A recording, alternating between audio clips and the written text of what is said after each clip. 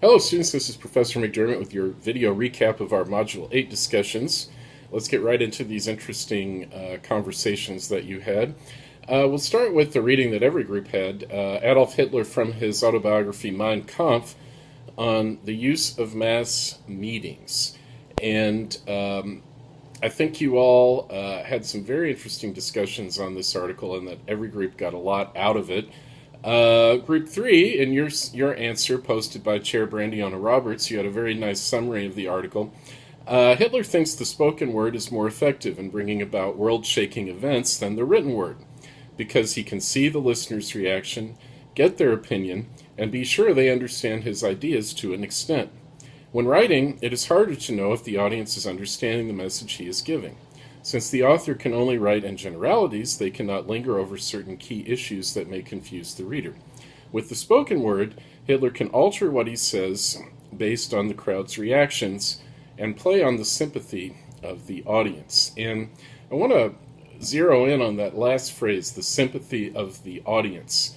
Or we could say the emotions of the audience. Hitler talks about how when people in the audience have an emotional resistance to his message, he uses emotional power, the power of the spoken word, to overcome that emotional resistance. And I think this is something that we see a lot of public speakers doing.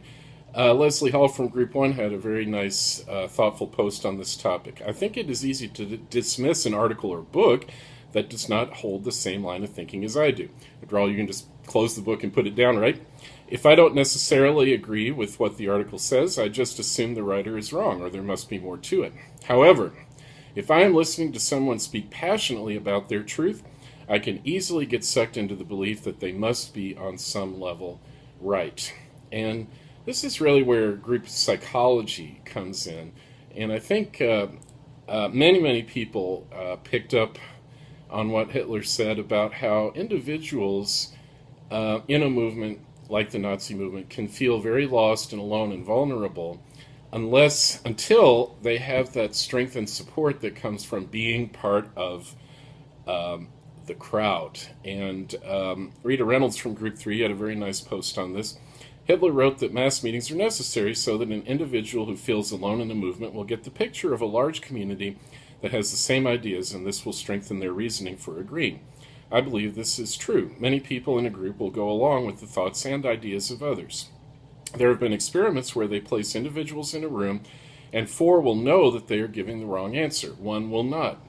But the one who is not aware that the others are giving the wrong answer will still give the same answer as the group for fear of standing out.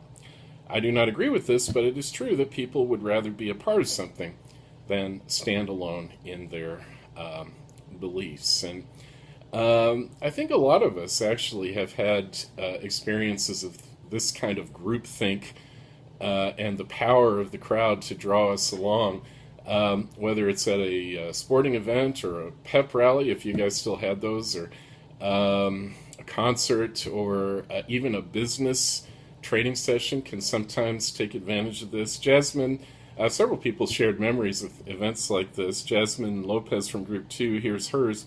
My own experience, a concert of 21,000 people, was a remarkable memory, especially when everyone in the audience sings along, creating a cadence of unity. Very poetic expression. A drugged feeling of euphoria washes over. A sense of being part of something large makes an individual feel powerful beyond the typical capacities. Very well put. And so I guess as one takeaway from this, I'd just encourage you to be aware of this dynamic when you're in groups, and be aware when you're listening to speakers, political speakers, or other kinds of speakers, even professors sometimes, when they may be trying to play on your emotions rather than appealing to your reason. And one final point, Gabrielle Morgan from Group 2, you had several very interesting and provocative posts on this, and you really brought out how this element of groupthink was crucial in getting the German people to go along with the demonization of the Jews and to look the other way as the Jewish people were exterminated. All right, very good, everybody.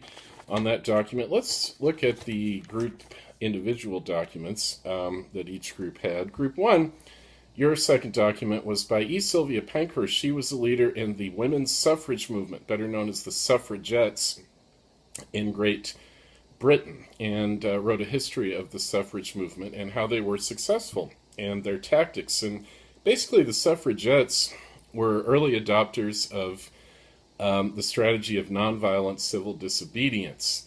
But they were very, very clever in the way they used this. Essentially, they were trying to provoke violent confrontations in which the police would be violent to them. Why would they do that? Well, Deborah Jacobs, you as chair posted the group answer for this question. The suffragettes were truly just seeking equality and had endured brutal treatment by law enforcement. However, their course of action could be viewed as passive-aggressive. Very true. The women were portrayed as victims of police brutality in the news, and the increased publicity only added support for the movement. And the strategy was so clever because, of course, men are not supposed to use violence, physical violence, against women. And if that's true now, it was true even more strongly in Great Britain in the early 20th century. And so when news reports and newsreels would show and describe situations in which women were being dragged around by the hair, beaten up by police, that inspired a tremendous amount of sympathy among the general public for these women. And so it was a very clever and calculated strategy on their part that ultimately was successful when women did finally get the vote in England after the Great War, after World War I. All right, moving on to Group 2, you had the great Viennese psychoanalyst Sigmund Freud, who, by the way, was Jewish and had to escape from the Nazis and lived the rest of his life in Great Britain.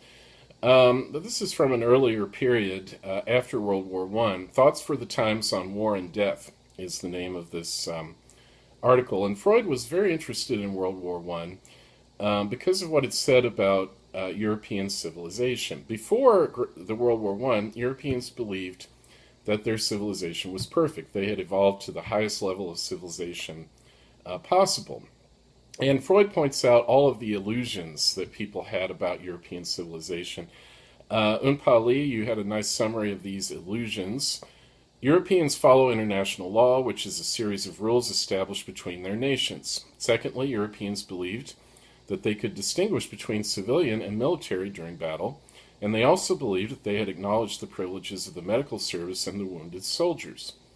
But in Freud's view, the Great War just blew the lid off these illusions and showed Europeans that they really weren't that civilized, and that they could and did violate international law all the time, and that they had started to target civilians in a very brutal and aggressive way, and not respect the privileges of wounded soldiers and POWs and so forth, and civilian populations. And really, the Great War had a huge psychological impact on the people of Europe, absolutely devastating. All of their illusions about themselves were swept away, and they found themselves in a new world with no illusions, which is always very disorienting. And Chair of Group 2, Will Payne, I thought expressed this very well. Many believed that wars would never stop so long as so many people live differently throughout the world, meaning the more diverse the world is, the more people will have disagreements that lead to combat. Secondly, they witnessed the brutal visuals of the war's outcomes, which included the loss of life by the hundreds of thousands. Lastly, the countries and territories that were known to be very civilized and practice high moral character turned into those that had low morality. This shows that when pushed to the limit, that any civilization can turn to desperation in many ways. And that's exactly what happened in Europe after the Great War. That's why you see so much turning away from traditional Christian morality, experimentation with alternative lifestyles.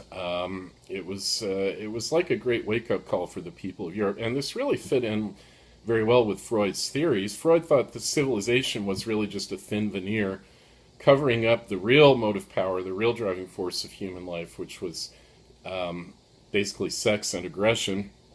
And when the Great War happened, the genie came out of the bottle, and those darker instincts could not be repressed. They could no longer be controlled. All All right, very good, Group 2. Now, Group 3 had another reading from Mein Kampf, this one focusing on Hitler's views on Judaism, but also talking about his deployment of eugenics. And I asked Group 3, how did Hitler rehash old social Darwinist and eugenics ideas? And again, the Group 1 answer posted by Brandiano was very good. Marriage should only happen to preserve the greater species and races. Hitler wanted to eliminate people he felt were weak, such as the Jewish people, whom he described as the, quote, poisoning of the health of the national body, end quote. He felt weaker individuals should not mate with stronger individuals because that would be the end of the culture barrier. Ill people should not be able to contaminate healthy people, and defective people should not be allowed to create offspring.